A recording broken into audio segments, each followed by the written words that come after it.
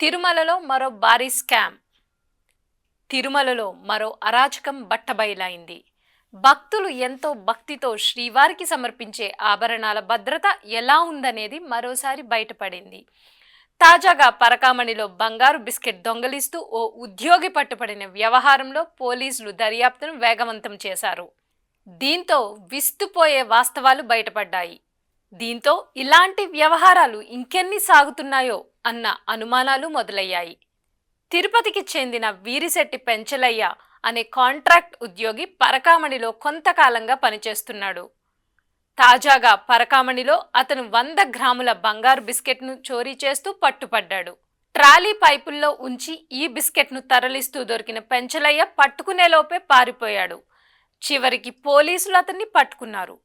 విచారణలో అతను చెప్పిన విషయాలు విని పోలీసులు షాక్ అయ్యారు. పరకామణిలోని బంగారం నిల్వ చేసే విభాగంలో ఉంచే వస్తువుల్ని దొంగలించడం పెంచలయ్యకు అలవాటని పోలీసుల దర్యాప్తులో తేలింది. 2 ఏళ్లుగా అక్కడ పనిచేస్తున్న పెంచలయ్య ఇలా 46 లక్షల విలువైన బంగారు వస్తువుల్ని చోరీ చేసినట్లు పోలీసులు గుర్తించారు. అంతేకాదు అతని నుంచి 555 గ్రాముల బంగారు బిస్కెట్లు, 100 గ్రాముల ఆభరణాలు, 157 గ్రాముల వెండి వస్తువులు స్వాధీనం చేసుకున్నారు. వీటి మొత్తం విలువ 46 లక్షలుంటుందని తేల్చారు. అయితే అతను పెద్ద వస్తువుల జోలికి వెళ్ళకపోవడం విశేషం.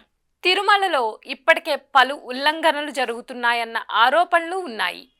లడ్డూ కల్తీపై తాజాగా రచ్చ జరిగింది. అలాగే టికెట్లు, టోకెన్ల జారీపై ఇప్పటికే టీటీడీ తీరుపై భక్తులు గుర్రుగా ఉన్నారు.